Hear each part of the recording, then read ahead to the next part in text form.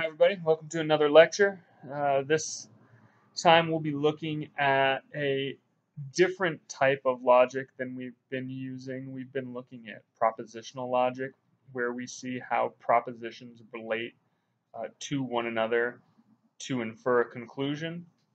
But now we're going to kind of switch gears and start talking about predicate logic, which breaks the proposition down into its predicates and how those predicates relate to one another, which will help relate each proposition to the other to infer a conclusion. So when we are thinking about predicate logic, it's often the case that we're dealing with sets and sets of things. Predicate logic studies the way propositions entail each other in virtue of the parts and internal structure of each one of those propositions. So up till now, we have used certain predicate logic arguments, but we weren't necessarily looking out for them or clear that that's what we were doing. So when we look at predicate logic versus propositional logic, we can see and look at this argument, all humans are mortal, Socrates is a human, Socrates is mortal, and see that if we were to break this down into propositional logic, we can assign, let's say, a letter for each one of these propositions. Here there are 3 propositions in total, 2 premises and a conclusion, and so you would have P, Q, and R. Now it's not clear how P and Q infer R, and so we need to break each one of these propositions down into the predicate to see how premise 1 and premise 2 infer the conclusion. Because we can look at the argument and see it and notice that it's valid, but when we assign the variables to it that we have been doing, it's not clear how this would work or how it would be put into a truth table. And so with predicate logic, when we break the argument up into its predicates, we'll then be able to put the argument into a Venn diagram to essentially do exactly what a truth table did and determine whether or not the argument is valid or invalid. So if we're thinking about this in predicate logic, we can see that there are 3 predicates here: humans, mortals, and then the individual of Socrates. And so when we break each one of these parts up, we can assign a variable to each predicate. So all H are M, S is H, S is M. We can see here now how premise 1 and premise 2 lead us to the conclusion. And so when we're dealing with set theory, talking about sets, it's important that we recognize that we're using a different type of logic than what we've been discussing so far. We use predicate logic. And so when we're thinking of predicate logic, the arguments are known as syllogisms. And syllogisms are arguments where we can refer to certain concepts to uncover what the premise or proposition is talking about. And so we use keywords like every, some, not, none, no, to express whatever it is about the proposition. So we can say every bird has feathers, or some people have dark hair, or no humans have tails. We're always using one of these particular key words at the beginning of our proposition because we're referring to the set of whatever it is that we're talking about. And so if I say every bird has feathers, I'm referring to the sets of birds and a characteristic within that set. If I say some people have blonde hair, again, I'm referring to the set of people, namely those with blonde hair, in relation to all people. And so we can symbolize these predicates in the same way that we were symbolizing propositions with just variables that we use. Instead of using PQR like we were with propositional logic, we typically use ABC with predicate logic. And so, again, when we're using these words like every, some, we need to make sure that we understand that other words can do the same job. So if I say every person has blonde hair, I can similarly say all people have blonde hair. Or if I said many carnivores themselves taste good, I can therefore say some carnivores themselves taste good, referring to how delicious certain animals may taste. But these are all obviously just equivalent statements. When I use the word every or all, some or many, it's just they're doing the same thing in reference to talking about the set. So when we look at this syllogism, we notice that the first word in each proposition is one of these key words. Again, every, some, none, no, all.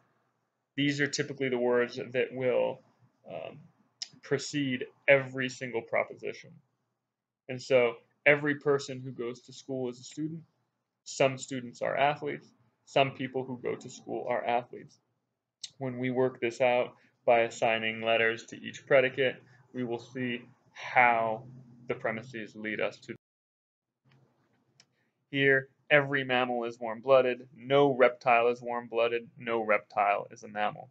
Notice how we're talking about sets of things here and the relationship between a universal word like every or all, or no or none, versus a particular word like some or many or few. Another syllogism, all women are human, some humans are Italian, some women are Italian. Again, we're using sometimes a universal claim like all women are human, we're talking about the entire set, while in the second premise we're saying some humans are Italian, now we're talking about a particular group within a set. And so when we're dealing with sets, we are often going to be using predicate logic.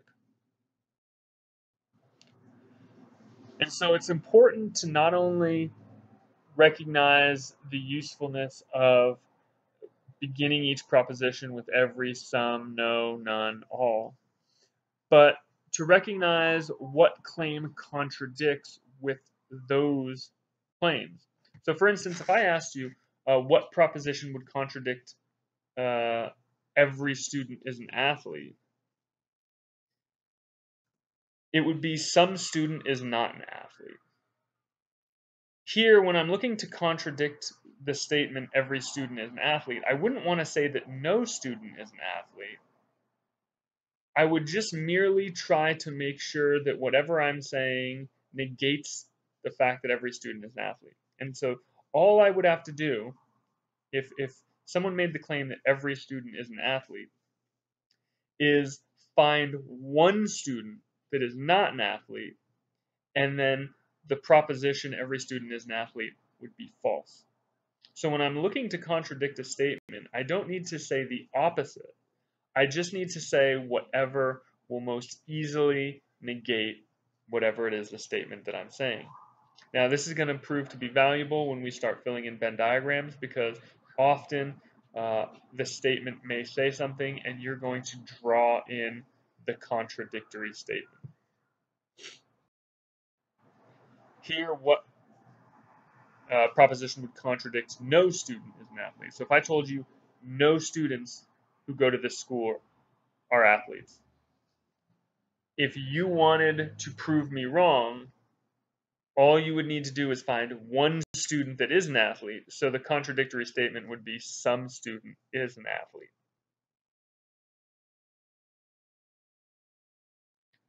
And so just seeing how these statements relate will help us when determining validity and drawing out. And so we often refer to this square of opposition to show contradictory statements, but also how universal claims will often assume its particular claim. So here, if I said in the top left, every student is an athlete, if I go down to the bottom right, the contradictory statement, some student is not an athlete, will negate that. But if I go down from every student is an athlete to some student is an athlete, it clearly shows that if every student is an athlete, then I can also assume that some student is an athlete, right? So if every student at a school is an athlete, I can pick one student out and say this one student is an athlete. Similarly, if I say no student at this school is an athlete, and then I pick out one student, I can then say this student is not an athlete. And then we can represent this obviously with variables, letters. Every S is an a contradictory claim, some S is not an A. No S is an a contradictory claim is some S is an A. And so this just kind of gives us a framework of how to contradict and what it is that we're trying to assume from certain propositions when they're given to us. This will all make a little bit more sense as we go on, especially when we start filling out the Venn diagrams and determining whether or not the arguments are valid or invalid. So just as we used truth tables when dealing with propositional logic, Venn diagrams are used when using predicate logic. And these diagrams are used to test the validity of an argument. So I'm sure you've seen a Venn diagram before, probably in grade school math, and this is essentially what it looks like. So here we have two circles, each representing a set of things. Circle A represents students, circle B represents athletes, and then there's a box around those. That'll be important a little bit later. So here, if we find something in the one section, that one section is in the A circle, but it's not in the B circle.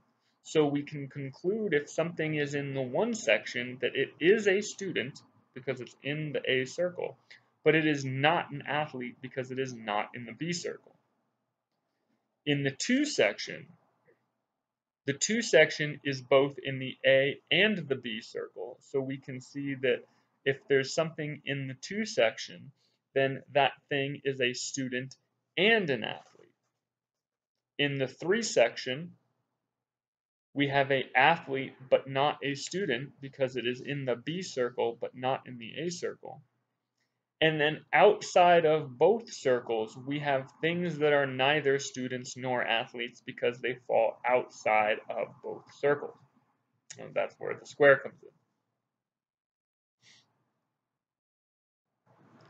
So if I were to draw two circles to represent students and athletes, and I made the claim that no student is an athlete, I would cross out the section that intersects both the A and the B circle. Because what I'm saying is there can be nothing in this section. No student is an athlete. So when drawing Venn diagrams, there are 4 types of drawings that can go in a Venn diagram, and shading out a section is one of those drawings. We shade out a section when we know that nothing can be in that section. So if my proposition is no student is an athlete, I cross out the section that is student athletes. If I were to say some student is an athlete, then I would put a check mark in the section of the student and the athlete.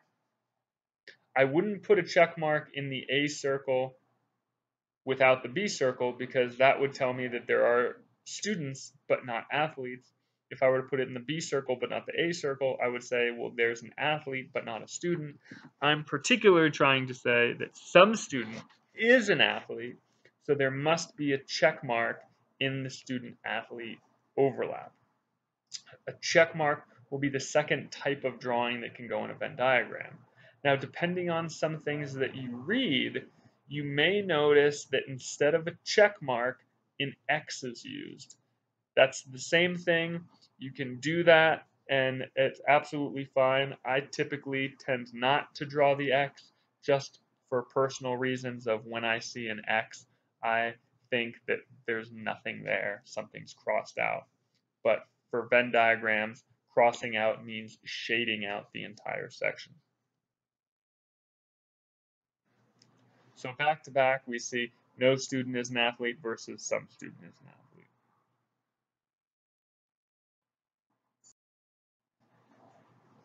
Moving on, if I were to say every student is an athlete, what would we think that looks like?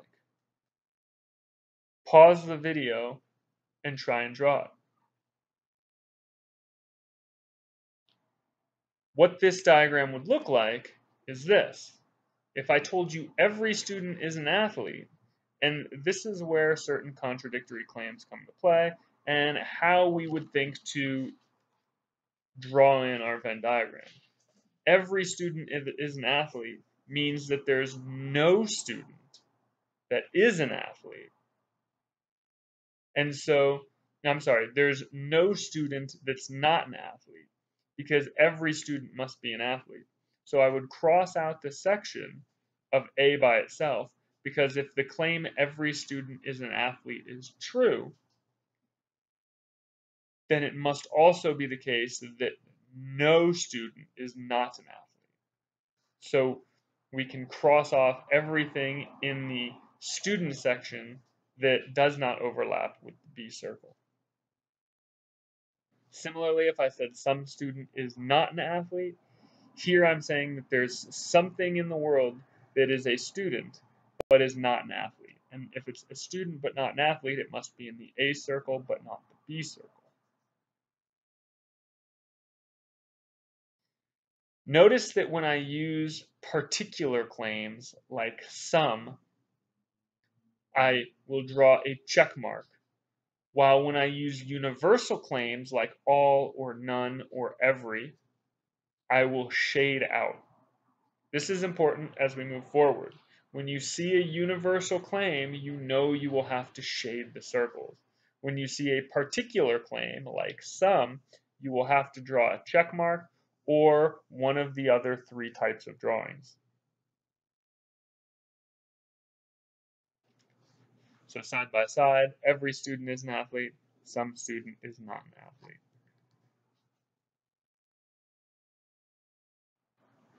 So here we have the square of opposition again, but this time with the pictures instead of the words. These pictures represent the words. So when I look at the top right picture, without looking at the words, I should know that there's nothing in the world that is both A and B together, because that's shaded out. If I look at the bottom left, I can see that there is something in the world that is both A and B. Now, it's important to note that if there's a check mark in one of these sections, that doesn't mean that everything is in that category. It just means that there's something there. It could be one of something, it could be 50 of something, it could be a million of something. All it's saying is that there's something that is both an A and a B.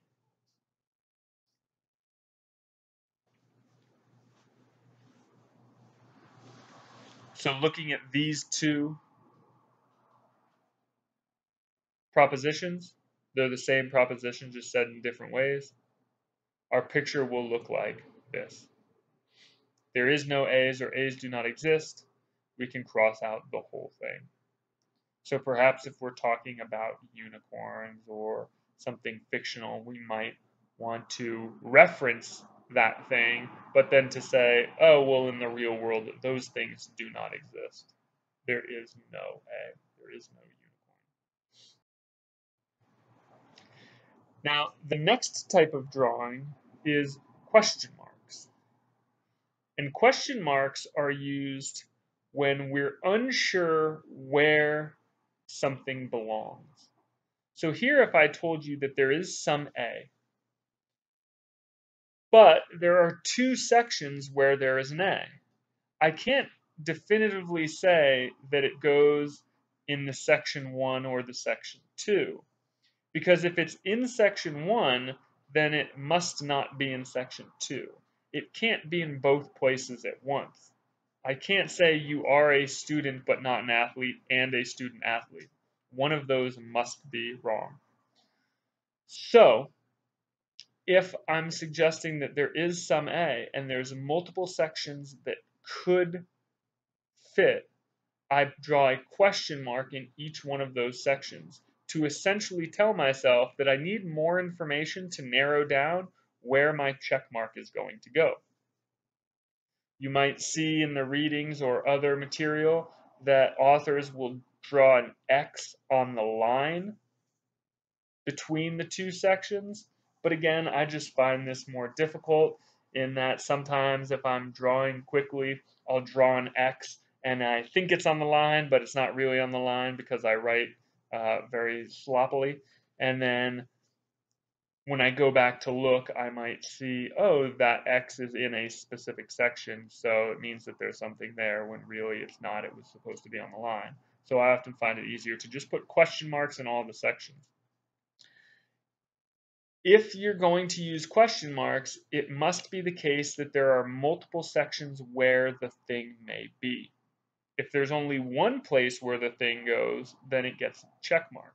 But if there are multiple places, you would put question marks in each place that it can go. And be aware that you can get more than 2 question marks. You can have as many question marks as there are spaces, just as long as there's 2 or more.